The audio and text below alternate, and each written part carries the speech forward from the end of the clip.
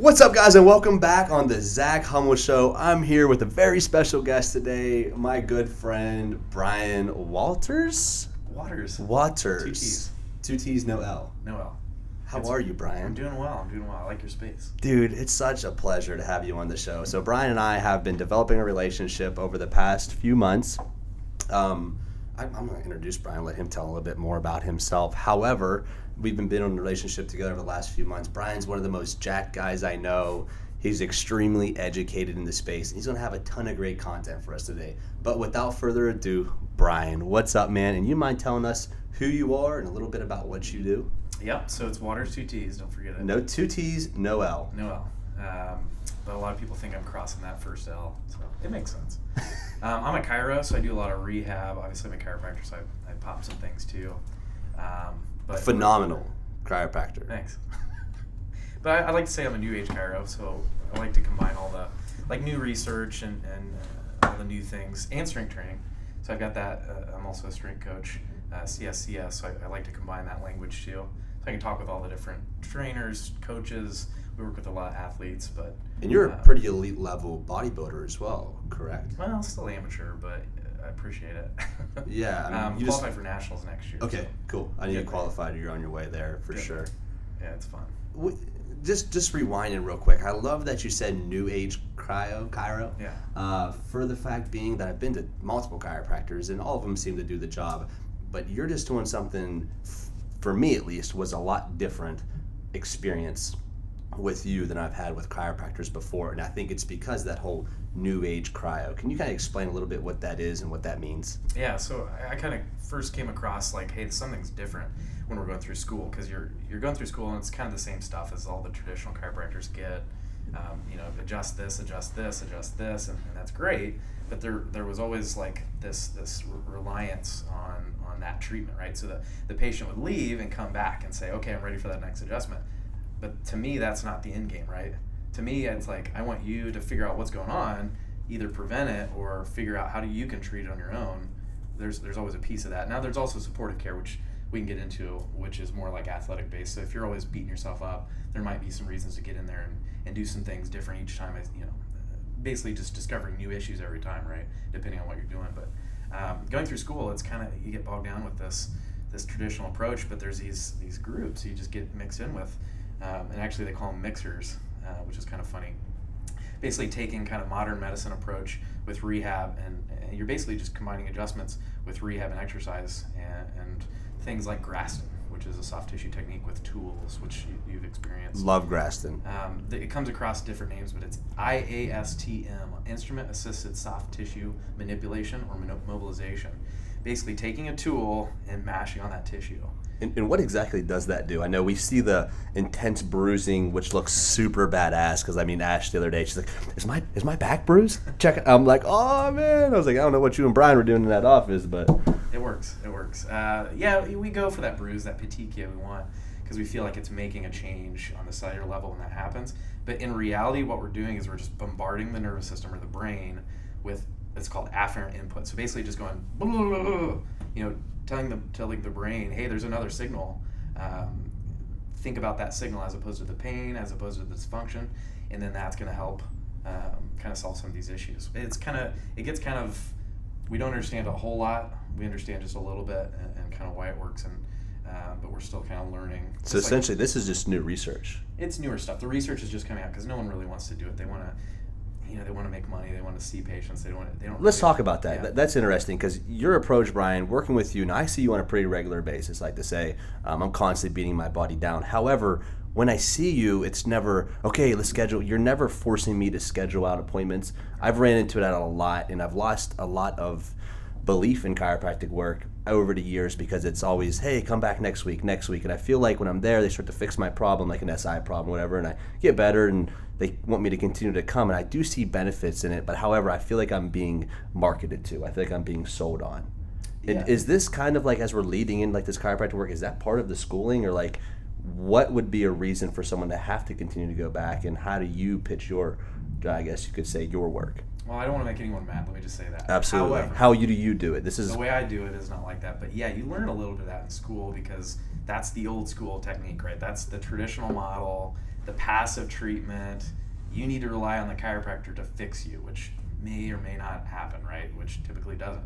So then it's a business model, or it's a mentality or a philosophy that this chiro has that we're kind of taught in school, which is great because there's a passion, right? There's the first thing that you'll see in school is there's this passion for what you do, and you see that every day in what you do, and then you affect people, and it's amazing because you kind of get almost selfishly addicted to like spreading this passion, right? Which in my passion, it's just a little bit different version of chiropractic, right? So again, like that's more the traditional model where they're relying on the same people coming in and giving them business, where I don't necessarily want to see you every no offense, I want to see it, maybe for coffee later or something like that, but not every week to week, because I want to feel like you're getting a benefit. And then again, the education part of it, which is even more important, is telling you what you can do and how you can fix it on your own, or just explaining things that I'm doing and like, you can do this, like the scraping, you can do. You can buy a leopard claw, or you can buy a tool on Amazon, or a Mayo, whatever. There's tons of them.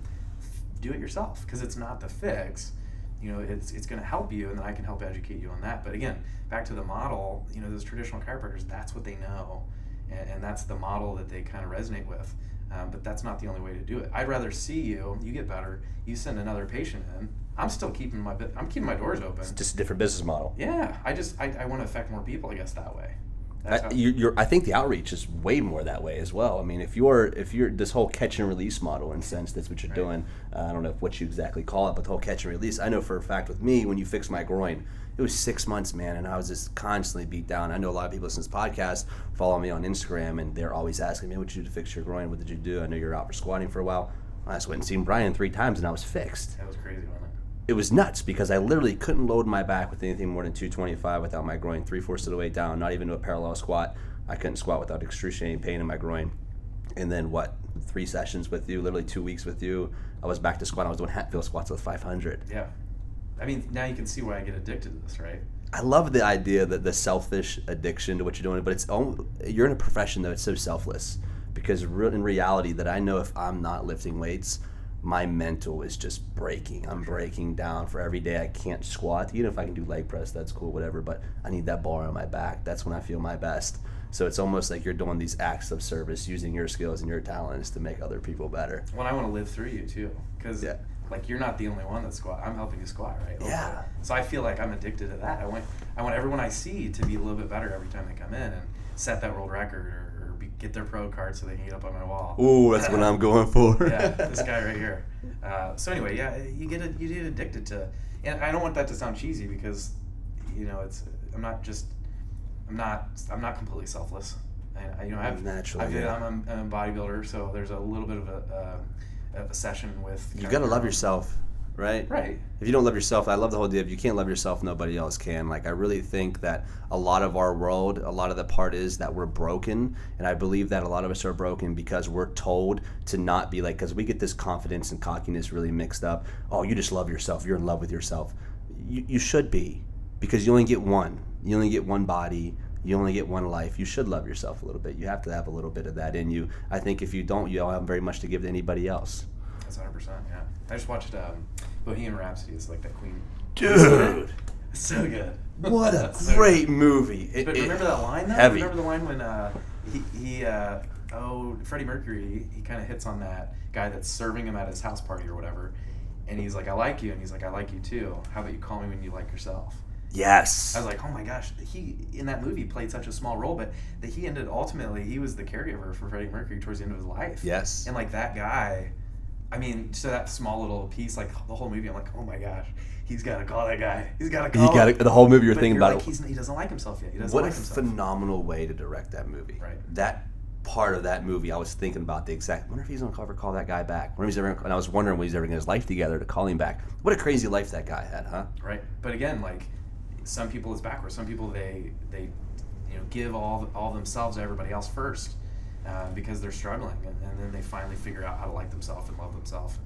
Too bad we didn't get more of him because of what happened. But Anyway, yeah, I totally agree. I fall into that myself a little bit. I feel like not where I don't love myself to where I just give so much of myself constantly to other people, and I find myself not refilling my tank. So you're a really busy guy, I'm sure. You're heavily involved, obviously, with Indie Spine. Your practice up here in North in Carmel. Right. It's on the south side of Carmel, right? Yeah, it's West Carmel Drive, so it's kind of in that middle to southern region. Southern. There's like a medical area. That's where we're at. Okay, cool. So you have that. You also have Indie Muscle, which you guys do strength programs, hypertrophy programming. You guys do programming, right? Like coaching. And that's actually how that started. Is people kept coming up to us like, how do you integrate your hobby with lifting, or your lifestyle with lifting, your kids, your family, the relationship between my wife and I, Chelsea, and not to mention my work and some of the things she does. So we got this, and I'm sure you get it all the time. How do you make time? And that's just it. You make time, but we're not perfect at it. So there are points in your life. There's phases. My wife and I just talked about this yesterday, and then this morning, first thing in our mind in the morning was like, we're in a phase of our life, like we're giving to our kids right now to create better futures and things like that, trying to give them everything we can. So yeah, we spread ourselves a little thin here and there, but we talk about that, and we talk to each other about how sometimes that's unfair for us, but again, you look at the bigger picture, right? Absolutely, yeah. You're giving your kids as much as you can, but again, as long as you recognize that, and then we have time to refill ourselves. But she's honest with me, and I'm honest with her. But that's why we started Indie Muscles, because we kept getting asked, especially her, how do you do this with 2 kids and all these things and make it a lifestyle? And that's just what it is. We help people by kind of showing them, what we're doing, and just living by example, or leading by example, I guess, with some of the indiemuscle.com blogs posts, and then I think with her, she has kind of a better perspective managing the kids and managing the lifting. She just makes it part of her life. It's her daily. There's not an excuse that says I don't have time for this. She makes time for it. And anyway, so just kind of showing people how they can do that. So that's how the indiemuscle.com. But yeah, we do templates. We do coaching. I do up to 5 clients a month with that, and then she does a lot of template stuff for people. So custom templates, workouts, programming, things like that. That's all. And is that customized like per person, or how do you guys? So we have templates you can grab. Cool. For like $35, and then a lot of times with my knowledge in rehab and hers in massage, because she's a licensed massage therapist. Man, you guys are just rehab central, That's man. Great. She gets that, so she can help, especially females that maybe they look at my training and they think, oh, I can't do that, which they can. I know they can, but maybe they need her to kind of bridge that gap. And that's what I try to do in the gym too, or in the office, Indie Spine, getting kind of people back to squatting, bridging the gap. And I'm just trying to give you the tools to not be afraid to load it. And I think after we treat it once or twice, like, are you ready? Yeah. You're like, I'm ready. Yeah. Let's do it. So. Dude, I love that. And what I gather, Brian, is when I'm around you, man, I get so much insight. I feel like I just grow so much as an individual every time I'm around you. And I grow so much in the industry as well, just with the knowledge that I acquire from you. But also just in real life, man. I just rewind that whole thing. I really just lost track of everything you just said. And you're just explaining how you communicate with your wife and how you have to be selfless and selfish. We mentioned selfish on this podcast so far, and selfless. Of how, I'm in a season of my life right now where it's really investing in our kids and really focused on that. Pairing that, we have a lot of young leaders on the podcast right now, a lot of young listeners. How do you, someone with your wisdom, who's been around the game a little while, who's got himself through college, effective business owner, your wife, you guys are involved in multiple things, training, kids, life. How do you know that line? And do you ever cross it where you feel like, how do you recognize it? The communication aspect, obviously. But how do you recognize, I think I'm not giving as much to my family? Do you ever find yourself riding that line with everything you're involved in? And if you do, how do you recognize it and what do you do? Yeah, I don't want to say it happens every day, but you're constantly reassessing, right? I think you're probably the same way, but you're constantly in the back of your mind thinking about, and maybe we're weird. Maybe I'm weird. Maybe you don't think this, but in the back of my mind, I'm constantly divvying up percentages or thinking about, okay, how much time am I giving my kids? Oh crap, I was on my phone for like 5 minutes in front of my son the other day. I should probably do that less. I'm constantly assessing myself and critiquing myself in a good way, and I can take it to kind of realize, do I need to give more to this? And then again, the communication part, if Chelsea sees something, she's going to tell me. She's going to call me out on it. Hey, get off your phone. Or, hey, How do you take that? Okay, my Ash is the same way. Yeah. We're very similar. Obviously, we know this. The listeners might not know this, but we're very similar. Ashley and Chelsea are really good friends. So Right. Brian's wife is real good friends with Ashley, and me and Brian are good friends. So Ash checks my ass all the time. Yo, off your phone. For me, it's like, you're right. Yeah. But it also requires me to swallow my pride, because initially I want to be like, fuck you, I'm an adult. But then I'm like, her motives behind it are always true. They're always pure. She wants me off my phone so I can spend more time with the family. Right. But it's hard sometimes with everything going on. And I think for me, it's tons of practicing where are my priorities. Set my priorities in line, knowing that work can wait, and finding that work-life balance. And again, going back to bringing this full circle from the beginning of our conversation, it's making sure that I'm replenishing myself so I have more to give others. Right. Well, to answer your question, I'm not always the nicest when she says it. She'll probably listen to this and be like, yep. But 50% of the time at least, I'm like, yeah, every 100% of the time I'm like, you're right. But 50% of the time I'm like, I'm texting a patient, or trying to get an email sent out, or like there's a reason, I think at least. Right. That's how I'm rationalizing. Trying to justify it, obviously. But she's like, again, then that knocks me back down. Like, okay, I think Tim Ferriss talks about batching in one of his 4-Hour Workweek books or something like that, where you're lumping things together. So like on days where I don't go to the office, this is a good example. Tuesdays and Thursdays, I don't go in the office. Doesn't mean I'm not working. I'm doing all kinds of stuff, but I only check my text maybe twice a day. Cool. Now that being said, I glance at it here and there, but I try not to. Even if I get a text, I usually tell people, hey, you train them, so you don't expect to get a text back immediately. Teach people how to. I love that. Train them. You train. Well, yeah. So you like, teach people how to treat you. If you text them right back, man, they're Brian, we could do a spoiled. full podcast on that. Spoiled. Very spoiled. You always, I say this all the time, I'm always educating people on this. Like when I first started online coaching, that's kind of how I fit myself into the fitness industry, if you will. I did supplements, sales of supplements, and then I went into more of the online coaching. And I found myself responding because I felt like I had to immediately to every client. If they have a question, I responded immediately. That's and then when I living. started, I was living for them. Yeah. I wasn't living for myself or for my family. I was living for them and answering them when they needed me. And I was trying to justify it because they were paying me. However, they don't pay me for 24 hours of the day. Right. And it took me a little while to push back on that. And it was just reteaching people how to treat me. It wasn't a bad thing. I still think I give 100% to all my clients. However, if you text me at 9 o'clock at night, you can't expect me to answer you. I call it unteaching.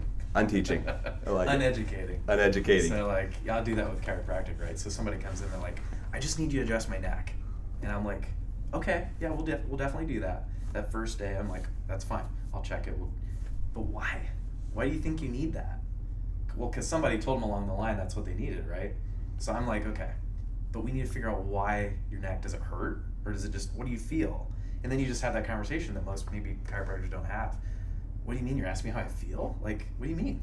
I don't know. What makes you feel like you need that, right? And like, I don't know. So then you like, anyway, you get into their history, blah, blah, blah. And then you tell, you don't actually need adjusted. Maybe you need to do like strengthening. Maybe you need to, they don't need I love 10. you did this. That's what you 10 showed times. Ash. Yeah, I've been doing these shits all the time. Yeah. All day, every day. Yeah. Driving here, I'm eating oatmeal, I'm doing my chin tucks. So people drive by like, I'm making my neck better. I don't need adjusted. So anyway.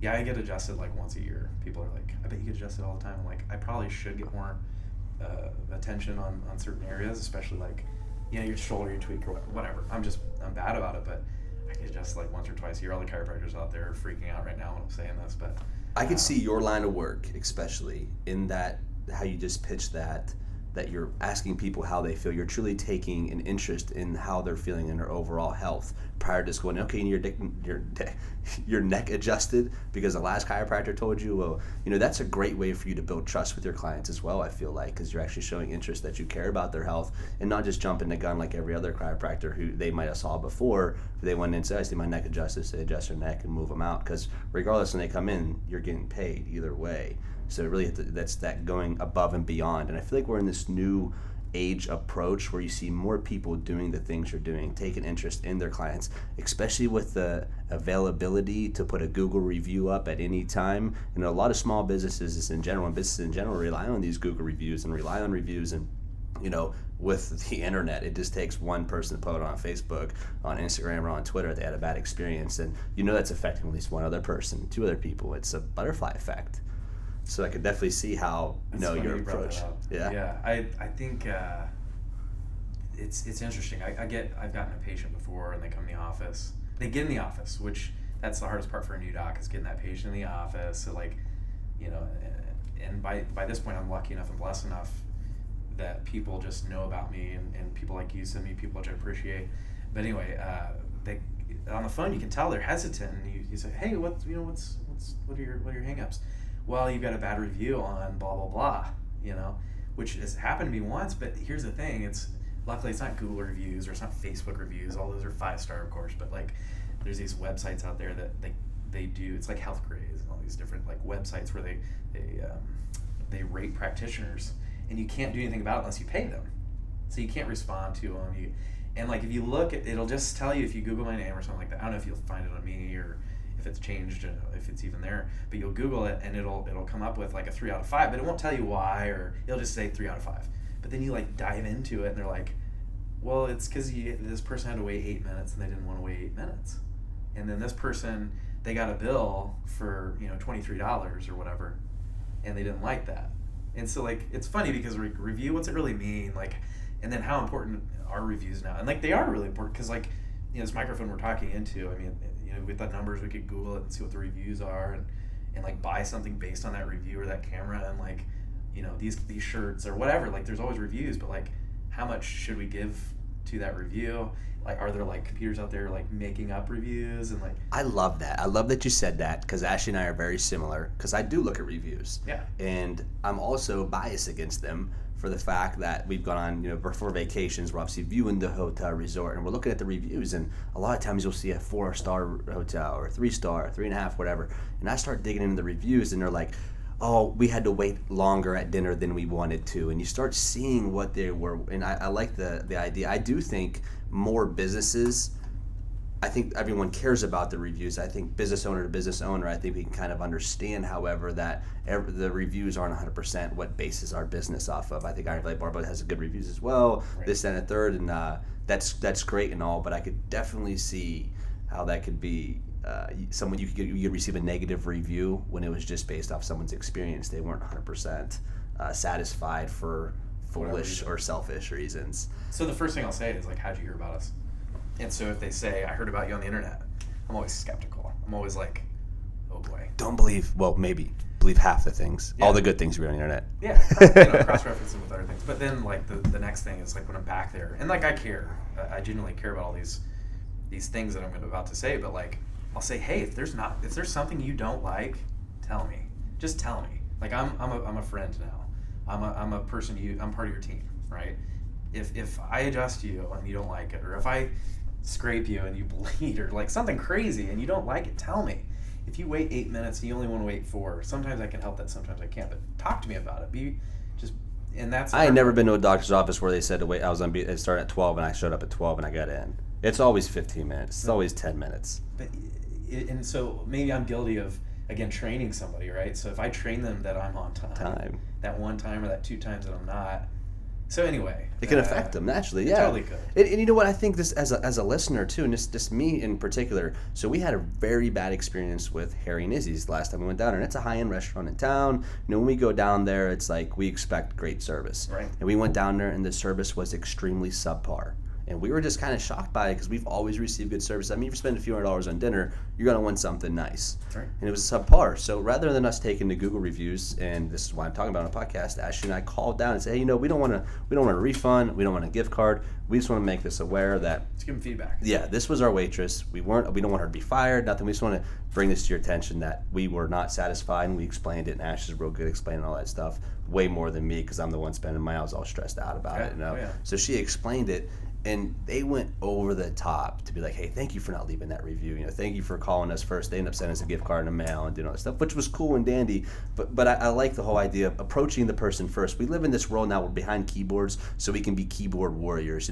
If you have a problem, just be an adult and say, hey, listen, Brian, I don't really like the service you provided, and here's the reason why. Is there any way we can make this better moving forward? If not, there's 1,000 other places in town I can go. Yeah, and I'll be happy with, if I can't fix it, I will tell you 10 other places you can go that maybe do that a little bit better. Okay, let's talk about cupping. Yep.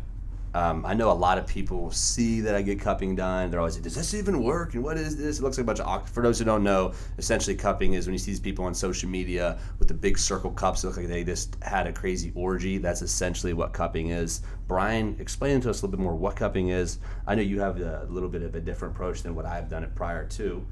So yeah. Typically it's where you take an octopus and you just throw it at the person. And they just like, so anyway, no, I usually joke. I wonder how hard an octopus would suck. I don't know, but I think they have like teeth in these little suckers. It actually like lacerates the skin. So be careful. I used to think a pussy was like that.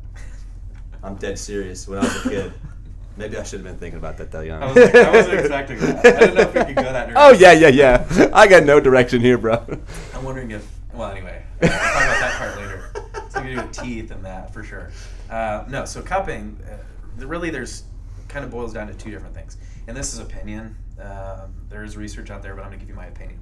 And anyway. So there's static and there's dynamic cupping. So think about static cupping is where you just stick the cup on and you just leave it and you let it bruise. For what duration of time? I know this is the next thing. People are telling me all kinds of different durations. I leave it on for like 2 minutes and it's getting real black. Right. Typically at the time, so I'll pop it off. So it depends on the person. The practitioner should do kind of a demo, like, okay, we're gonna leave this on 2 minutes the first time. Charlie's typically my practitioner. Okay, so Charlie needed. This is great insight. Don't do more than 2 minutes. Different parts of the body are going to be different, right? So if you're doing it right over your nipple, which I know he likes it there, it's going to be maybe different than if you're doing it on your shoulder where you have a lot more meat. Unless you have a meaty nipple. Unless you have a huge chest like you. I mean, I have to put different strokes for different folks. I have to flex all day just for patients to come in. But no, so static cupping is based more on that Chinese kind of version, right? So it's like this. Where it sucks blood to the area, which actually is stagnant blood we don't like. So we're making bruises, and so there's like theories on why that's helpful. You're bringing blood to the area, which is actually not necessarily good. So like what we see with static cupping is maybe there's this, like I talked with the tools earlier, you're bombarding, you're just blah to the brain. You're telling it input. It's like, have you ever bumped your elbow and then you rub it really quick? Same thing, only you're taking suction cups and you're basically confusing the brain with all this other input, and maybe it's placebo, but placebo works. So then like some people tell you, well, I static cup and they get better. Why does it matter? Okay, that's fine. But again, it's a passive treatment. So then you're making that person or that patient reliant on that treatment. And that's not the end game. Shouldn't be. Maybe it's the short game. Like percussion massage is great. I call them muscle thumper. Like the jigsaw stuff. Yeah. They're great. But I got the Hypervolt. I have a Hypervolt too. I love it. Chelsea won't let me use it at the office because she loves it so much. So we keep it at home. But anyway, that is, again, it's sending input. It's that input. So maybe that's why it works, but it's not long-term fix. It's short-term being part of that long-term fix. So that's static cupping. Static cupping, okay, so that's kind of like what I was doing on my back. Digging into static cupping a little bit more. Yeah. Okay, now I was under this impression, I don't know if I've heard this or read this, I've read so much on cupping, like you said, everyone has different opinions. So typically when I run into things like this where people have different opinions, I like to seek you out because I trust you, and what you do and what you've done for me has worked. I'm like, okay, I'm going to stay with Brian because this works. And I've tried on 1,000 people. Right. And yeah. So that all serves. So I've kind of like pulled away from static cupping a little bit. I did a couple weeks ago on my back, and I had a nasty knot in my back. And I static cupped it kind of like right over the knot, and I felt as if the knot got worse. I mean, is it because it just took more blood to where the knot was, and is that like almost like putting fuel on the fire? It could, like heat, right? So heat, I feel like, can accelerate healing, but it also makes it more painful. So you're like, hey brain, here's the knot, feel this knot, and it's not necessarily helping it. So I like dynamic cupping, which is one version of what I do, where you basically take a cup and you slide it, or you put it over the spot and then you have somebody do a dynamic movement, like an arm reach, or if you put it on your back and your erectors and you do like a cat camel or something, right? So you're moving and you're kind of getting all the tissue and fascia moving. So essentially what we did for my groin, which I love this, you were having me do like side lunges, right, and then backward lunges, constant movement. And as we were doing the exercise, this is just not science, this is just how it felt. I felt as if the area, since you have this suction cup on where my groin was almost like pulling on the muscle in a different way, because my muscle never get pulled on that way, while I was doing this lateral and bilateral backwards vertical movements, side lunges, back down, backwards lunges, reverse lunges. when I was doing this, it almost felt like it was both actively stretching the muscle, but stretching it in a way that it's never been stretched because it's like pulling out on as well. It almost felt as if it was getting unglued. I know we've used that term thrown around a lot, with IT bands and different things, but I felt as if it was getting unglued. Is that kind of like your approach to it? Yeah, I mean, so that's one of the reasons why it could work, right? So you're taking this variation of some kind of input to the brain. The brain's never experienced suction. The muscle's never really, so it's trying to figure it out. And yeah, like the tissue likes that, let's say that separation, because we're always mashing, we're always pushing, we're always thumping, we're always doing all these different things and scraping, and the suction is something completely different. So yeah, I like the ungluing concept. I think what you're teaching is a slide component. So that ungluing goes with that slide kind of. So what if I do it without the cup? So you can. But here's the thing with what we were doing is more what's called DTM or YAB. So it's dermal traction method. That's a DMT, the DTM. hallucinogenic. Yeah. Same difference. I slipped something in your in the cup. Yeah, in the cup. But then there's also what's called yapping or yanking away pain, which is DTM, which is the old school version of that. But basically, you're putting that over certain nerves. For you, the saphenous nerve. So basically, I'm putting it over a place where there is nerve, and then there's all these smaller kind of pieces of that nerve, right? So more sensory and then things like that. And you're basically you're changing the perception on that nerve. So anyway, what we were doing with you is almost like flossing the nerve with a suction component over where I want that to happen. So if you did it without, you still can for sure. And I think we gave you a little bit of homework. Maybe you did that, where you can still do those movements. But having that suction there, I think it's pulling the skin away, or dermal. It's tracting that skin away from where that issue is, let's say, or where the injury was, and then maybe the things are getting kind of more sticky there or something like that. So anyway, it's a cool topic. It's a cool area right now, and you don't have to have cups to do that. You can pinch yourself, so you can actually pull the skin away with your fingers. So we'll have people self-treat themselves. Elbow pain, you just pull the skin. It's really cool. Groin, you can pull the skin right over kind of where some of these points are. Neck pain, rotation. You can actually pinch the skin, so you can rotate. And let's say I don't turn to the right very well. Let's say I check a point here, a check a point here. Well, if I check a point here, I feel something. We can actually rotate farther. There's some cool stuff with dermal traction. That's interesting. Yeah. So with cupping is easy. We can take the cup, especially the silicone ones, and do the same thing and leave it on there and have you go through those movements without just pinching and holding. That's really cool, and I like that idea of like the self-treatment. What you call it again? Dermal traction method. Dermal traction method. Okay, so say I have some elbow tendonitis and I'm pulling on my skin on the elbow. Could that issue still be caused from the front of my shoulder? For sure, yeah. Okay, so why would I want to pull on my elbow if the issues is that why I need to consult someone who's there? So because that's kind of where I find confusion is. Okay, well, you're telling me that most of these issues are caused from up here in my shoulder, so I'm actually trying to roll my elbow out or whatever. Right. The issue's actually up here. What is it going to temporarily relieve it, or will it relieve it? Right, it could. So let's use an example. Let's say herniated disc. I've had two. I've had one on my neck, one on my back. You get leg pain, and then everyone's like, "Oh, it's sciatica. I think it's in my piriformis." Why is that always? It's always sciatica. Yeah. Every time it's sciatica. It's always, come on, there's more shit going on than just that. It's just like saying pain. To me, sciatica doesn't mean much. It just means leg pain. It's a descriptive word. I don't think it's a good diagnosis, right? A diagnosis gives me more insight to what's going on. So disc herniation, the goo squirts out, it gets close to the nerve, irritates the nerve. You feel that nerve pain down the leg. Speaking of squirts out, is it almost like... yeah. He goes, we're going that direction. Yeah. Is it almost like a gusher? Oh man. How would you explain that? It's like a jelly donut. You step on it. Okay. That's what I've been told. I wish we could see that happen. I'm sure they've done it with pig spines. There's a guy named Stu McGill. He's probably done it with pig spines, but there's not a living tissue that we've seen physically squirt out the jelly, right? But we know that nucleus pulposus, which is inside the disc, sits the jelly. When it squirts out, it is hella irritating. So the irritation doesn't really come from the compression, but the squirting. So it can compress, right? When you see MRIs, it looks scary when it's compressed, so scary. But really, it's not scary, and really, the more disc herniation there is, the better the response is to some treatment, right? Okay. And I'll teach somebody to do that. But basically, the jelly is, think about acid, or think about you're touching a live wire and it shocks you. So the closer that jelly gets to that nerve, the more irritating it is. But it doesn't have to be touching at all. It just has to be close. But if it's touching, usually there's weakness, foot drop. There's some crazy stuff that can happen. Why were we talking about that again? So you had 2 disc injuries prior to. We were talking about a little bit about self-treatment. Like, okay, so my shoulder, my elbow tendonitis hurts. So then I could treat the leg, right? And maybe it feels a little bit better temporarily. So I could treat your elbow, and we could teach you to do the DTM there. But yeah, if without like that proper diagnosis, is it really there? So for me, part of my like treatment process is a trial care. Not always, but because there's all this stuff floating around my head of the algorithms and things of treatment that have worked in the past and haven't worked. But you always start and you say, okay, this is what I think it is. Let's just do a trial care, right? And so you treat it 2 or 3 times, and if it gets better, you're on the right path.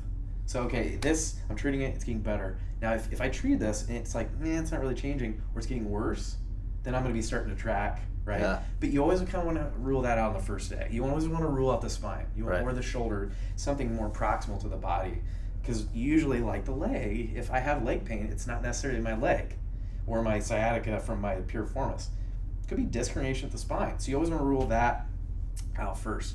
And I think that's where we bark up a lot of the wrong trees in all these different injuries.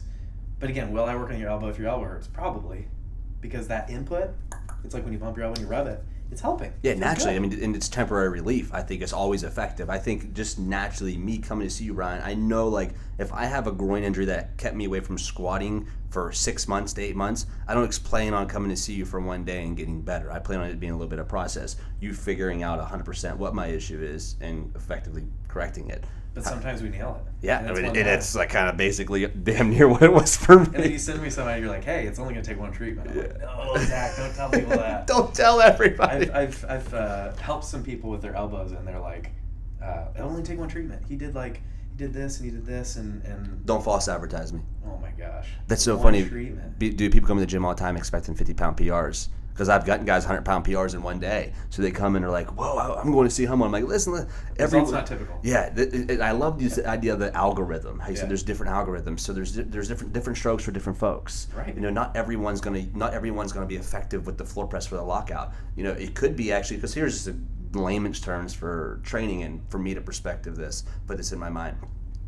You're having issues with your lockout. Why? And you go, hey man, you gotta go see Zach. He'll be able to get you right. And you're like, I did floor press for 3 weeks and my bench went up 50 pounds. Well, they come see me and I realize, hey, your lockout's fine, bro. Your elbows are flaring on the way down. You have weak rear delts. There you go. But I had to be with you and I had to diagnose you. I had to see you first. People don't want that though. They want you to tell them. Because we live on this on-demand world. Everything's got to be right now. It's getting harder every day. I mean, dude, just think about DoorDash and Uber Eats. I mean, you can get shit from home now. You know what I mean? So it's just like. So why can't you fix them from home? Right. Hey, let's do a FaceTime. So I do consults with Indie Muscle. That's part of what that is, over Skype or whatever. And we'll do a little bit of that, but like at the end of the day, I have to get my hands on you. I have to put your hips to range of motion. I can't guarantee results over video, right? I mean, you just can't. And I do a lot of teaching through Indie Muscle too, which is fun too. But I mean, there's only so much you can do. That's hard though. People don't want to come in. They don't want to drive. They don't want to do this and that. People tell me all the time, like, man, I would love to come out here, but Barbell's like 20 minutes away.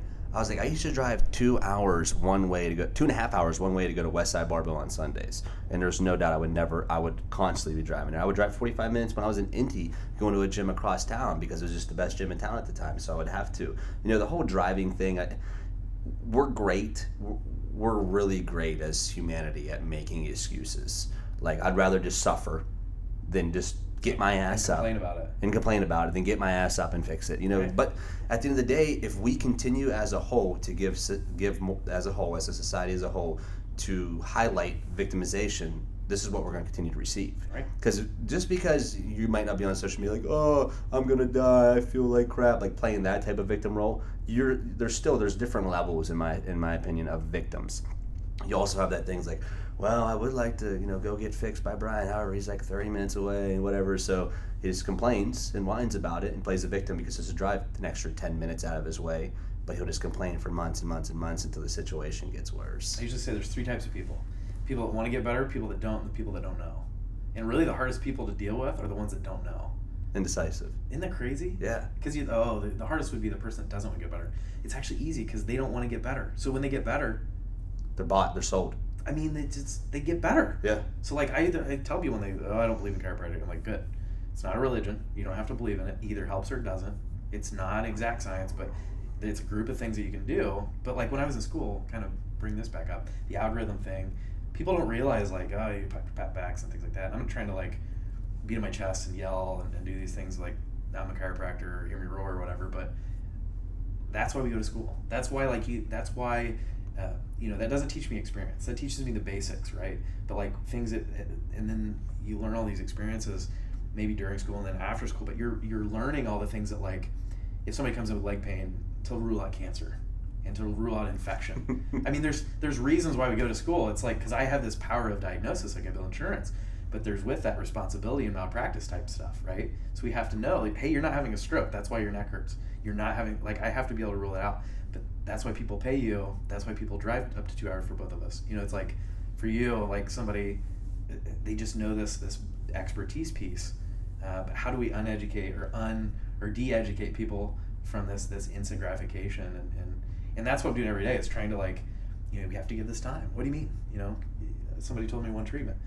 Well, there's not a magic pill that takes it away either. I mean, there's things that make it better, but we're teaching patience, and we're both in the education business. We're just, every day we're educating. I think that's the fix. That's the cure. We can't say fix and cure, but we can like educate people kind of towards that direction. That in any profession, if you're not educating somebody, if you're not teaching, I don't know what else you would be doing. Just speaking at somebody. I don't know.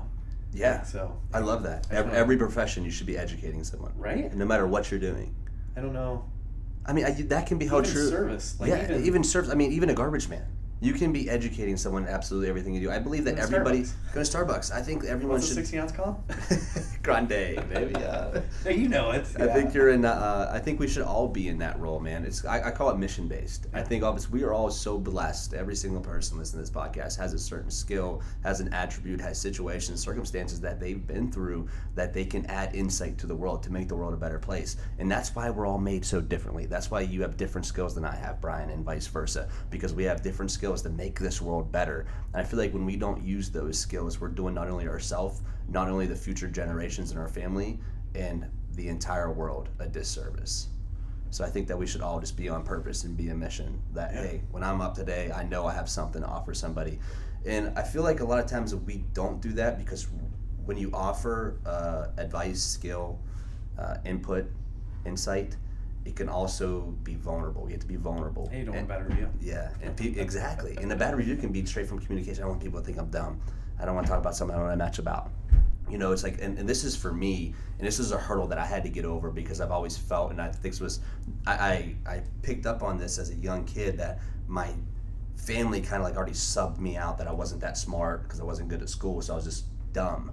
So I just always kind of grew up believing I was dumb, that I didn't have much to offer the world. It was a big hurdle for me to get over that, to realize, like, holy cow, I have a lot to offer the world if I just so choose to talk about it and be vulnerable. And so it took a little bit of almost like dropping some pride, and also building some self-esteem and some self-belief that I had, you know, insight to offer the world. And it never really came with lifting. It was more just like, you know, self-development, educational things. So when did that start? Because Chelsea and I were talking about this the other day. That's funny you brought that up. I think this happens more and more. You just bring something up like, oh my gosh, we were just talking about this. We're talking about how I grew up. We didn't drive like to Indianapolis. Like I grew up in Yorktown. Okay. It's about an hour and a half northeast of Indianapolis. We never went downtown, but Chelsea grew up driving everywhere. We'd drive like an hour and a half to our lake cottage up north, and that was a long ways away. Like, I grew up with this mentality of driving was a burden. And then, like, she grew up with, no, it's just something you do, it's not a big deal. Her dad would drive like an hour and a half to work sometimes, which I thought was absurd. But, like, so then I met her. So that's what changed for me is, I got out of Yorktown, you know, and kind of learned, you know, I had to drive a little bit for things, and I met her, and she made me, but how did you realize, well, I have more to offer? Like, where did you start? Just reading stuff? Like no, really. I mean, because I've always kind of been involved a little bit of self-development. I want to say I was doing a ton of it in high school and stuff. When I moved to India, I was really about self-development. But prior to that, when I was in high school, I was writing the strength and conditioning plans for the football team. I was working with 7th and 8th graders when I was a junior and senior in high school. Like, I was always in the weight room. I always had people attracted to me. It was when validation there. Yes, it's when I bridged the gap that how much I did in the gym also resonated with real life. And once I was able to bridge that gap and take the skills that I've learned in the gym and in the weight room and my past experiences, because essentially if you listen to the podcast or if you just listen to any of the insight I have, it's not like I read this book and this is what I heard. I will mention excerpts from books, but mostly mine's off experience. Yeah. So I'm just I'm just really great at compiling what has happened in my life, taking the evidence and pitching the story and saying, here's the lesson that I received from this story. And what I realized was I'm great at talking to people. I'm great at storytelling. So if I can just mix that together with the skills that I learned from the gym in real life, I can help bridge someone's gap in their life. That's right. Help a season. So essentially it was just like it was a ding. And it was also, when I got into business, I started connecting with a lot more influencers, if you will, influencers, people who own businesses. And it just dawned on me why most 60 to 90% of small businesses or businesses in general fail within the first 5 years, because people are fucking retarded. So once I kind of picked up on that people have no common sense, and when I'm talking to people and how they're talking about their customers and different things, I'm like, no wonder businesses don't work. It just got kind of picked up on just the level I was at. Like, well, I'm better than I thought I was, which gave me some steam, and not even in an arrogant or cocky way, but it gave me some confidence that, hey, I really do have what it takes to make real impact in the world. And it also came from one time this is such a vivid experience I had. So I was already developing people, I guess you could say, speaking life into people. And I was at a gym here on the east side of town. I just moved to Indy, and this guy walked up to me and goes, man, you need to really get involved in speaking. You need a podcast. Something. He's like, when you start talking, he goes, I watch people just start conjuring and just walking up to you and walking up to you. And next thing you have 10 people around you. He's like, you're just like a prophet, just speaking life into people. And I never looked at it like that. I've been doing this for a while, and I've been enlightening people and encouraging people. I like to consider myself, hey, what does that come with one word? I want to be known as an encourager. Mm-hmm. So it's like I've kind of always been doing that naturally, and he just kind of put a label on it. He goes, you need to really start doing more of that. And I just realized just what a special gift I had, and who am I to hoard this gift from anybody else? So it just kind of dawned on me, and that's kind of the path I've been down since. I think people need to hear kind of the struggle. I was actually talking to Ashley about this the other day. I'll bring this up. This is probably a good time to do this. I actually had an eating disorder in high school. Oh, wow. Thanks for bringing this up. This is interesting. It's crazy. I blame it on wrestling. Was it really wrestling? Probably not. Junior year of high school, I started getting a six-pack. I started abusing diet pills and some things. Back then it was like Yellow Jackets, Stingers, Stackers, blah, blah, blah, the ephedra, caffeine, aspirin. I started getting really lean. I got down to 120, 125 pounds, 5'5", so it didn't look too bad on me. But I started getting popular at this other school. At my school, I was kind of a goofy kid, and at this other school, I got popular with this six-pack, and I was kind of buff. I just always had a little bit of muscle and was super lean, but I wasn't eating, man. I was eating Cheerios and turkey sandwiches, okay, and salad, running, and doing all these things. And so I think, anyway, telling some people about the struggle, overeating, undereating, I think there's always a struggle. And then, learning somehow over 2 years, I kind of lived that life. And then I got to college and I found out you could eat, and you could eat some of the right things and eat lots of it and still have a six-pack and then you figure out you can kind of make your own person. But coming through that struggle kind of teaches you, there's a ton of people out there that are struggling with things like that.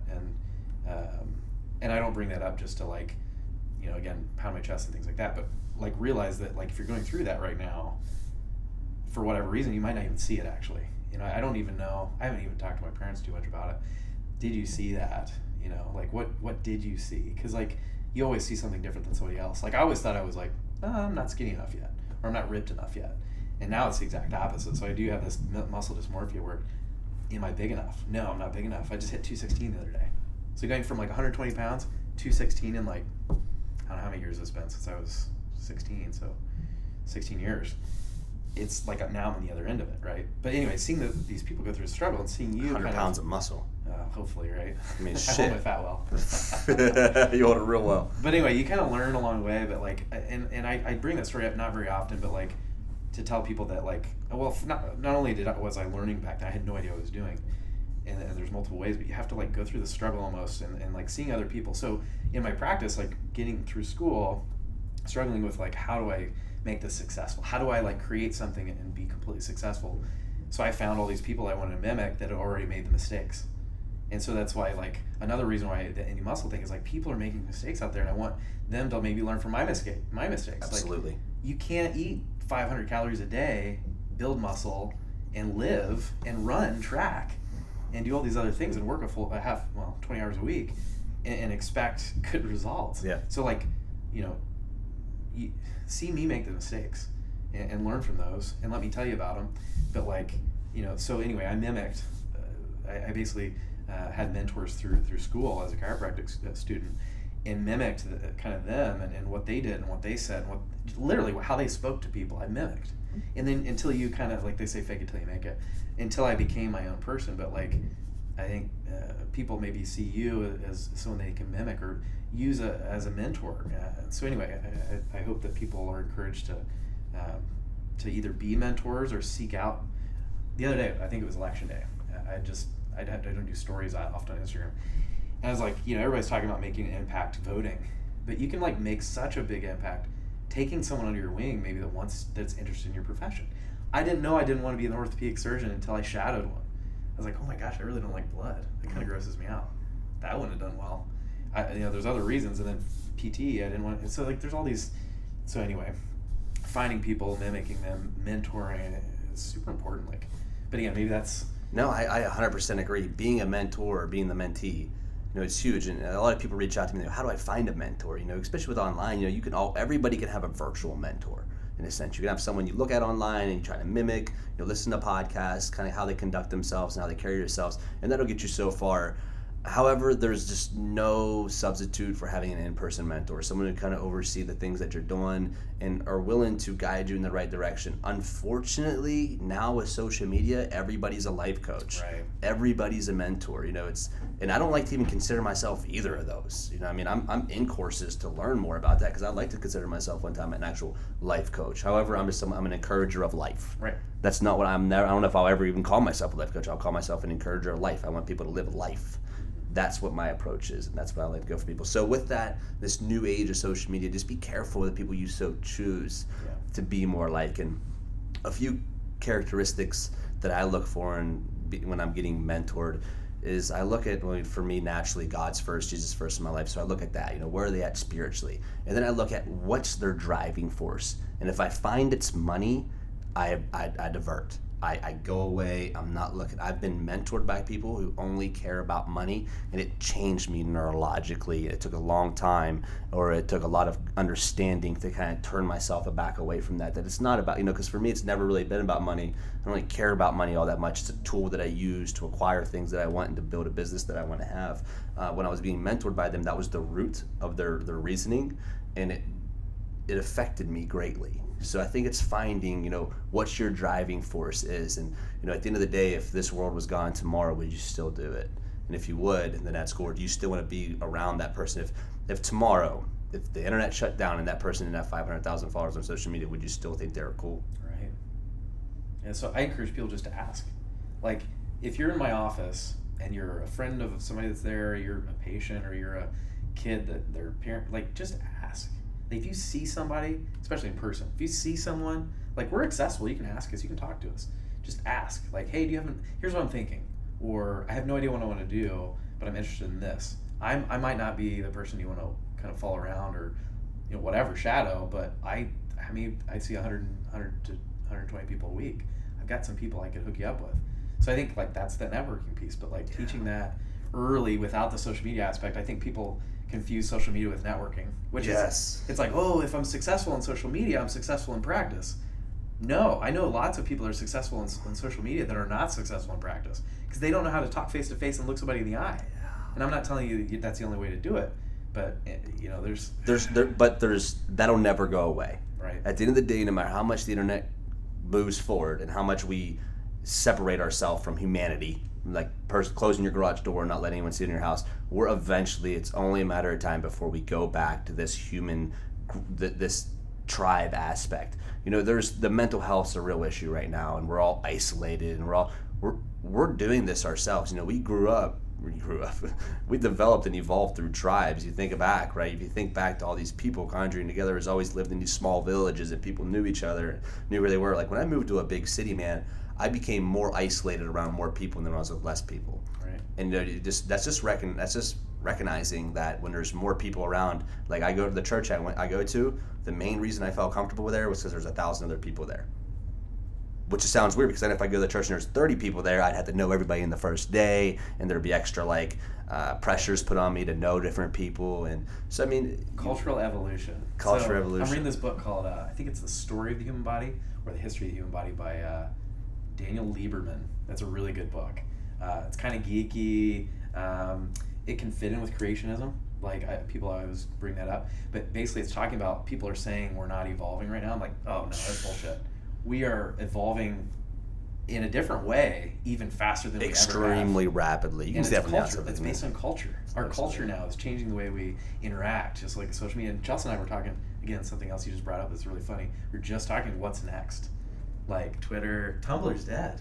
Yeah. What do I do with all my Tumblr stuff? You guys use Tumblr? Nah, never fucking Tumblr. I don't even think the app updates anymore. So anyway, it's like Instagram, the model, it seems good, but what's next? What's next? So how do we prepare for that? Right.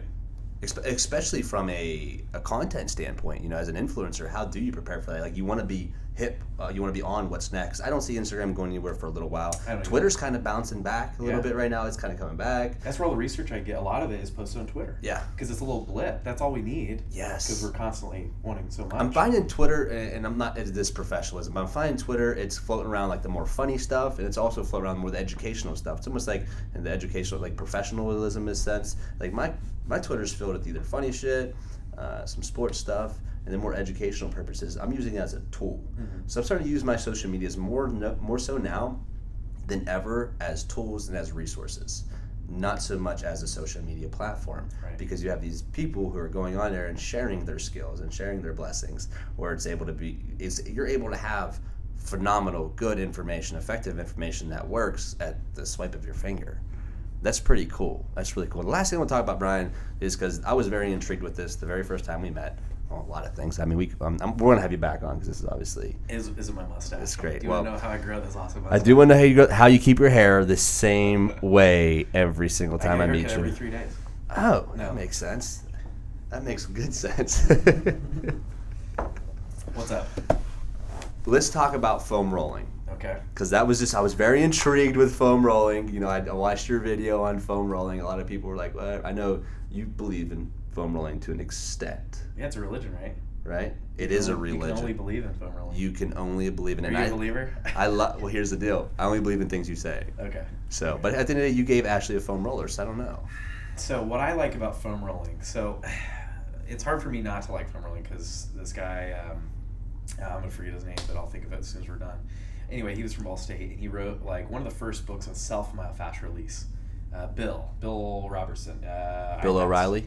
I don't know. No. I don't want to get involved in that. But iFast. Anyway, he runs that. He's actually, I think he was a lift lifter or power lifter. Anyway, he wrote this chapter or this book or something like that, and I just remember seeing a PDF or something. It's probably highly illegal. It's like content copyrighted, but anyway. And I was like, oh, this blows our mind. But you know, there's always new things. So anyway, what we've seen is foam rolling has become this thing where you're blasting the nervous system. Everything we're talking about today, cupping, scraping, Graston, thumbing, whatever, mashing, thumping, percussion, foam rolling, it's all about disturbing this process in your brain of pain, right? So do you think that has anything, and this is going to be way off topic and super hippie, but could that be more roots to all of our problem, the central nervous system, to healing ourselves? Should we stop worrying about like chemotherapy and start digging into to those aspects of things? Well, so I can tell you that everything, so pain science is really, really big right now. If you just Google pain science, there's a ton of research on telling someone they're getting better and they get better, or describing to them. Watch Emotion. Emotion. It might be on like that crazy thing Guy or whatever, but it's crazy. It talks a lot about like basically like telling yourself like basically they did this treatment where they like gave certain people chemotherapy and then gave someone like fake chemotherapy, and the people with fake worked. Yeah. Like most of the fake people work because they believe they're going to get better. And it's just crazy. I think, and this is just my opinion, really thinking outside the box, I believe every single issue and problem that we have can be healed by yourself with self-healing. But part of that is education. Absolutely. So like teaching someone how they can do that. So then pain science is all about getting away from fear avoidance, making them squat again, because you got injured squatting or deadlifting. Let's make you do the thing that you don't want to do. And that's what, in my office, I'm like, how'd you hurt yourself? Why is deadlifting? We're going to deadlift. Let's do this. They're like, what? I'm going to hurt myself again. I'm like, I'm right here. You know, you'll be fine. And even when I'm here, you're going to be fine. We just need to teach a new strategy. Remind me where we were again. We were talking about foam rolling. So now foam rolling, I think, is more about confusing the nervous system, but it's also, I use foam rolls for positioning. So for, I think, Ashley, I gave her a foam roller so she could lay on a lengthwise and open up mid-back, chest, because of what she does with styling and things, hairstyling, and the position she works in a lot, which I think basically you're teaching the body a neutral position, a different version of that with gravity assisting you. So with that, I think there are, and I think I did a video on my version of foam rolling is basically taking it and using it as a big thumb. You know, if you're doing a pure formus, you sit on it, you cross your leg, you pull your leg up to you. So you're sitting on that piece and you're pulling it. So it's self-myofascial release in a different way, not just rolling on it, right? And we've talked about IT band. There's no such thing as a tight IT band. Oh, yeah. I'm so glad because that's my next topic. So let me rewind real quick. So if you're looking for someone to, their glute, right? They're going to roll out their glute, crossing my leg. You're saying, I'm just thinking instead of actually foam rolling, moving the leg? Moving leg, right? So like think about the muscle first. So if you're doing pure formus, you have to bring that knee up to the opposite shoulder. So you're doing like, you could internally, externally rotate, and you could like bring it up like a figure four, like a pigeon pose, right? So you're sitting across your leg, bring your knee up to the opposite shoulder. You're pinning that muscle and you're stretching it underneath. Just like if I mash my thumb on your forearm and I pull that muscle underneath, the same thing, right? So that works for me. I mean, if you just need a little input in that brain, if we can fix it just by, but anyway. It's really interesting. I love your approach about it, man, because I've never been huge on foam rolling, and I know it was always like, you don't foam roll? I was like, I'm not getting, I feel like it's more just discomforting, and then when I'm done, it's like I don't feel like looser or any real certain way after, but I've been taking your approach, and I'm not going to act on a podcast just because you're on a podcast. I've been doing it all the time. Yeah. However, I do a little bit more often, and I want to just talk about this with you before we wrap this up. There's a lot of content being put on social media right now, and I'm not saying it's good or bad. It's vice versa. I think it's a toss in the air. I do think these sports science docs, guys in your field, are kind of just coming up with shit and just throwing everything on there and act like this is the end all be all, and it's great for the brand. Great for the brand. However, I think it's a lot of it's misleading, and I'm running into a lot of people, especially in the strength aspect of thing. And I'm real big on positioning and leverages. I don't like to say form because it's a different thing. Forms where someone's not going to get hurt. Positioning and leverages is both someone's not going to get hurt as well as they're going to be able to lift as much weight as efficient as effective as possible. So sometimes when we're pulling max effort loads, our back might not be 100% neutral. Sometimes we're not going to be in this position. Also, when we're squatting, you know, if our knees come in, I know it's not a thing. We don't want our knees coming in. There's all these different approaches. And when you're squatting, if your knees coming in a little bit, you say, well, you got to turn your glute on. You got to do this. And how often is that really a thing? You know, I know you can't just say, oh, it's 10% of the time or whatever, but it's like, how much of this information is just shut the fuck up? You got to get in there. You got to get your warm up and do it. Get in there, get your training. Like, should I be spending 40 minutes, 30 minutes? I know guys who spend so much time on this active mobility and rolling out, and I'm just like, you know, my warm-up's 3 to 5 minutes, and I'm basically in it. Travis Jewett is a doc. He works for Mobility WOD. If you know Kelly Starrett, but he works with Kelly, and he's a chiro, and I think he would have a lot to say about that. And we'll try to get him on. Yeah, I think you should. I'm actually, that was the only other podcast I've ever been on was on his. He's a good dude and he's funny, but he'll tell you like, you should be able to pull something cold.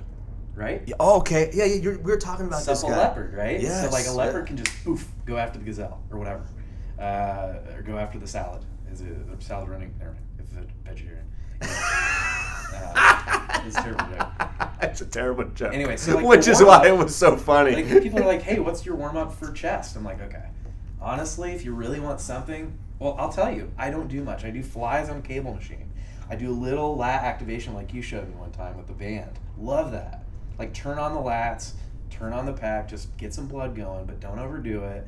You could do some push-ups, but like at the end of the day, I only do like one thing. So I'm not gonna lie to somebody, but you should just do this. Like if you're gonna deadlift, do some deadlifts. Like don't do your max. I wouldn't do your max the first rep, but like ease into the movement that you're doing. You're just training your nervous system. It's like it's all about work capacity. Back to your initial comment there with like rounding your back and all these powerlifting techniques and things like that.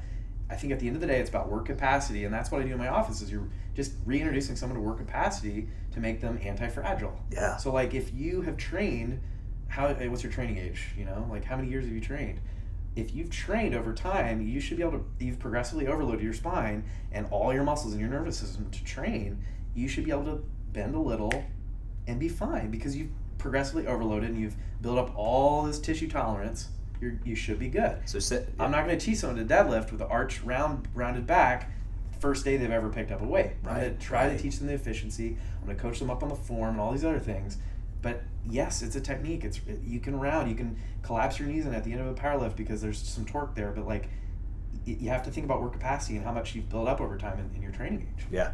I love that. I love that you mentioned all that stuff too, because a lot of people are like, well, why do you do, like, I'll do certain exercises with my background. It's simply to develop my erectors. However, I'm not going to be doing these exercises with someone who just came into the gym. You know, I'm more focused on form, you know, when they first come into the gym. Jefferson curl. You know that one? Jefferson curl. Oh, look that up. Okay. Oh, man. What's that? So you basically stand on a box, or you don't have to. You take a barbell, 45-pound barbell, and then you curl segment by segment and touch the floor, or touch your toes. So you're literally bending every bone, like lumbar spine is flexing all the way down with weight. It's a terrible exercise to introduce somebody to that has back pain, let's say. Or like, there's a time and a place for it, but like gymnasts are really big on it. Yeah. Some guys expect in 6 months to be able to do 225 pounds Jefferson curl. I mean, that to me, like for a long time, I was like, no. I'm not going to flex my spine under load. But like if you progress over time, you can do that. Absolutely. But I wouldn't start with the bar. I'd actually just start with nothing. Maybe PVC pipe. Yeah. But then you have to talk about goals. Like, what's your goal? People come in on me all the time. They're like, blah, blah, blah. I got this. Deadlift with the bar is a good example. So, like, basically they come in and they're like, I hurt myself deadlifting with the bar. And I'm like, what do you do that you need to deadlift with the bar? Do you make money deadlifting with the bar? No. Okay, let's deadlift with kettlebell. They're like, but I want to deadlift with the bar. I'm like, we'll get there. Why do you need to deadlift with the bar? So anyway, we do it with a kettlebell, and then we do it with maybe a hex bar, a safety bar, something like that. If they eventually want to get back into the that's fine, we can do that. But like, let's build some work capacity and some load and tolerate that load in some different versions. Like snatch, let's say. If you can't do snatch with a barbell, let's do it with a kettlebell or a dumbbell. But like, and that's where I get creative, and having that strength coaching background, having people like you that I can bounce ideas off of, I think it's important, because then we can master these workarounds for injuries. Yeah. But anyway, I think at the end of the day, it's just building work capacity. Dude, I love that because I'm real big on building work capacity. It's actually one of my main terminologies that I use is building work capacity. So much of my program is structured around building work capacity. So I have my warm-up, which is a little bit more of an extensive warm-up, if you will. However, it looks like my warm-up for a bench might be 3 sets of seated rows. I might do a little bit of shoulder work, some front raises, and then I might do 2 sets of dumbbell bench presses, and I'll jump into again though, this is just to build work capacity. I like the front end load a little bit of my workout. I'll do my main movement, bench press we're talking about right now, then our main accessory movement, which is the number one exercise that's going to develop my weakness on the main movement, and then I have my main accessory, sub-accessory, then my finishers. So all of my movements are playing into my main lift to make my main lift stronger, because my philosophy always is the guy who's stronger can lift more weight for more reps. If you can lift more weight for more reps, you're going to be bigger. Right. And it's just always been real, and adding in the work capacity is kind of like bringing that full circle on the work capacity. I think, especially in the strength sport, we're so shy to do work capacity. We're so shy to do more work because we're so worried about overtraining. And I have my own personal biased opinion on overtraining, and I don't care if you're different, because fuck you if it is. And here's my deal. I don't really believe in overtraining. I just don't. I don't think it's practical. I don't think people overtrain. I think people are soft as fucking baby shit right now. If they think they're overtrained, they're probably fucking 30 hours a week behind from being overtrained. And How this many is days just on the road did you do bench press? it was like 6 months. I bench pressed 405 every day for like 5 or 6 months. The same weight every single day. I tell people that story all the time. And they're just mind blown. Oh yeah, and you didn't get hurt? You didn't get hurt? Hey, here's the deal, homie. I mean, you seen that fisherman who has to go fish every single day? Well, if his lats are sore from rowing up and down the river all day to fucking fish, you think he don't go out the next day to catch fish? He's got to eat. He's got to eat. His body is going to adapt. My body consistently adapts to the training. When I first started strongman training, my body was fucking wrecked. Doing overhead presses, log presses, I was worn out. I was beat up. progressing forth now, 4, 5, 6 months into it, my body doesn't feel anything like that. It's been introduced to the workload, and it's worked through the workload now. Work capacity. Build more work capacity. So what's your approach on overtraining? Well, let me finish the work capacity thought first, and then I'll kind of get into that because it might, I don't know. I'm a bodybuilder, so it's fake lifting. We'll get into that. It's not real anyway. But the work capacity thing is really interesting right now. We're getting some snow in some different parts of the country, and you're going to see people tweak their backs, and they're like, I don't understand why I hurt my back, because I could shovel. I'm like, when's the last time you shoveled snow? They're like, I don't know, 8 months ago. Okay, it's like the same person that starts working in a factory and they're lifting 50-pound bags of powdered whatever. It's way harder the first month. Yeah, the first month there's so much data on like all these injuries, but after 3 months, guess what? They're good. So it's like they're building that slowly over time. So anyway, I just wanted to bring that up because people are gonna be hurt. Like, don't expect that you can shovel snow for 3 hours and not hurt yourself. I've done it. I've been sore. I don't want to say hurt myself, but like, just take a break every 30 minutes. Yeah. Like raking leaves right now. We raked the leaves the other day. I'm gonna take a break. Why? Take a break? No, why'd you rake leaves? Oh, long story. We were raking some leaves up into the flower beds. Free plant food. And to teach my my daughter a little bit of chore stuff. That's cool. That's interesting. Because I I always thought people. rake. I think people who rake leaves are very like they're psycho. Really? Oh, absolutely. Because it comes. I mean, why? If I had a blower, maybe I'd do it. Yeah, I just never say I'm blowing them. Fuck them. Yeah. Just leave them. Leave them. Something to do with, I don't know. Leave them. The next year, you just cut them up. Yeah. I mean, that's just me. I don't know. That's just me. I don't care. What's your yard look like? It's great. We don't get no leaves in the yard. The guy next door rakes, all right. No, for some reason we still got no leaves, but on top of that, I have someone who takes care of the yard. Because here's why. I just believe, and it's not because like I'm rich, so I just have people come and mow my lawn for me. However, I just find I'm in this thing where I'm only doing things that I enjoy doing. Yeah. And I just don't really, I would rather podcast with you for 2 hours than rake my leaves for 2 hours. Well, how much is your time worth, right? Exactly. Chelsea, this is funny, one more thing. Chelsea, the other day we were talking about this. I said, do you think Zach mows his own yard? I was like, I don't think he does. No. No, I don't. I think you think you have better things that you can spend more time on. But anyway, back to your question about overtraining. Again, with my mentality and what I do, I have a certain way I do things for my body because over the years I figured out that's what works for me. For me, if I get enough sleep, I can do just about anything, but I need one day off mentally a week. And typically that's Monday. So today's my day off. And I agree with that. On that day, I hurt myself. Yeah, I remember that. Every time. You know what's so crazy? I love that you said that it requires a day off, and mine's more for my mental. That's I used to train 7 days a week, and then I went to 6 now. And really, I only train 4 days. I have 2 accessory days. They're like 45-minute workouts. I'm doing buys and tries, and some light stuff. It's more my mental though. It's to just reflush. Like it's not like a detox. It's a day detox where I let my brain go. Because when I'm in lifting mode and I'm in work mode, I'm a little bit more like aggressive. Like if you catch me outside of here and like on my way home, like I'm like soft as a feather. I'm like, hey man, what's up? Like super chill, hippie. Like how y'all doing? But now when I'm like in the gym and shit, I'm more like at that alpha approach, and it's my mind needs a break from that sometimes. My testicular fortitude needs to chill sometimes. I need to hang out and relax. Here's my deal with overtraining. I think if you're eating appropriately, the correct foods that you're supposed to be eating, and you're training effectively, and your training's not maxing out every single day, you're training effectively, and you're doing the proper GPP work, working on that connective tissue, in sleeping. How many people do all those things? Not many.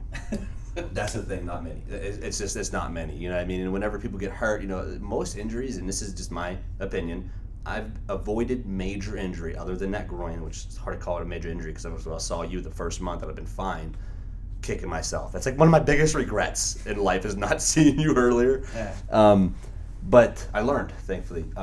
What was we talking about? I don't know, but the overtraining. So one of my biggest not everyone might agree with this. However, what I've found is if I'm doing enough accessory work, if I'm doing that weight at 50% of my max, 40% of my max for volume, and that's where I base so much of my training off is actually volume after the main movement and the main accessory. It's low 5 reps and under for the main movement and main accessory, mostly all the time 3 and under. However, my sub-accessory work, my finisher work is upwards of 15 to 30 reps, minute long sets. I base so much of my ability to avoid and prevent injury off of that. That's good. What would you say about well, that? I think just to kind of take Says it a an little bit opinion. different direction. I think that's a great opinion. You have you figured it out. But I think a lot of people don't do their own programming. They don't understand programming, so they're relying on someone else. And what they realize is, it's like going to a buffet. And I can't take credit for this. This is a pretty good example. I think Greg Cook might have used. But you go to a buffet and there's all these foods, and I'm forcing you to eat all the foods. And like maybe you're lactose intolerant, but I'm forcing you to drink milk. Maybe you're gluten intolerant. I'm forcing you to eat that wheat. Maybe you just don't like mashed potatoes, like my daughter when she was first little, she'd throw up the mashed potatoes. But I'm forcing you at this buffet to eat all the food. Not everybody can do it all. Like everybody, so there's all this individualized training. I think is what it's all about, and you figured out your training.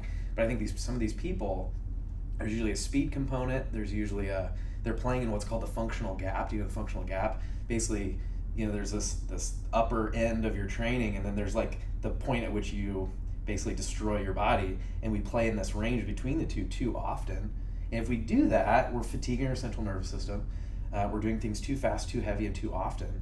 I think there's just factors, and if somebody is injured because of what they think is overtraining, well, what do we need to do to fix that? But it's not.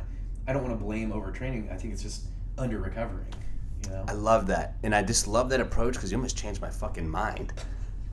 Because when you talked about that gap, and I'm focusing on my programming now, and I know that if I maxed out on squat, bench, and deadlift all in 3 days, or if I was doing main accessory movements behind each of them, that my body would be fucking fried on Wednesday. And I'm not saying overtrained, but how I view overtraining too is when I'm physically ill. Mm-hmm. I physically can't move. Your body temperature usually in the morning is a degree higher. Right. You can check that. So I could see that. However, I think an effective split avoids that. Right. And it's finding the split that works best for you. How do you do that? Find somebody like you. Yes, find a coach, find a mentor, someone who can oversee it. Right. You know what I mean? I train, actually, I have a team of multiple guys that I train on programming, on how to write programming both for themselves and also for client retention and their clients, and how to write program effectively per person. So we kind of I just break it out into 4 different types of people, and I explain the different types of people in their work life, and this guy has a desk job, it has high stress here, and I like the stress indicators is real big for me when it comes to programming. Sure. I have a lot of guys man, I'm really struggling with it. I said, knock it down to 4 days a week, do these and do this, and I explain how to do the program. Man, Zach, I'm training so much better, I'm progressing myself so much more, I'm more mentally clear outside of the gym. And all we did was remove 2 days of training, and I don't think it's because the training was wearing him out, but everything else in everyday life. Under recovering. Sleep, nutrition. As we get older, I hate this. I don't usually use the word hate, but I do not like this very strongly when people come in and they say age. I'm just getting old.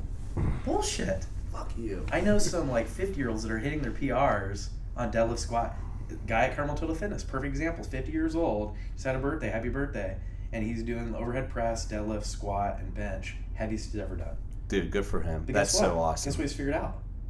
That balance, man, that recovery balance. As we age, everything else becomes more important. We used to get away with it.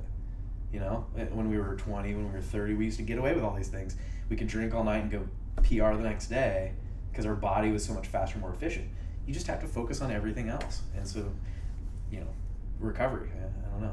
And I think just to add this into recovery is focus on your mental health, right? For recovery, the stress. For sure. You know what I mean? It's leptin, ghrelin, all those things. I mean, I know you can't naturally be well, let me try to get my cortisol level and think about it, right? But I'm talking more where I love De-stress. that. Yeah, de-stress. If I'm feeling that pressure from Ashley, she's getting on me about something, it's affecting my gym. So I kind of focus on all my stressors, and I focus on essentially what's causing my problems, what's causing me to be bogged down, what's causing me to be a little bit more, am I not sleeping enough, am I on Netflix too long at night, am I getting pressure from my boss that's making me nervous and stressing me out, where's my stress coming from, trying to identify my stress. And then, and I think we don't take this, especially in our Western culture and maybe culture in general right now, serious enough is the stress and pressures that the work is putting on us, our work life, and allowing our boss and our company, because they have an agenda and they have a quota to reach,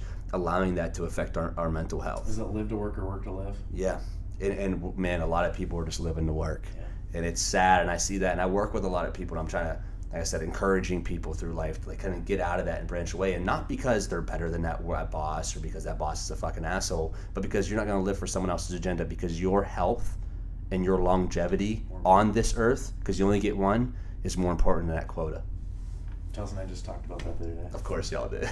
You're killing me. I just should write everything down and be like, is this what you're thinking? Is this what you're like, thinking? yeah, this is what I'm thinking. I love it. Brian, Great. thank you so much for coming on the let's do show, this man. again.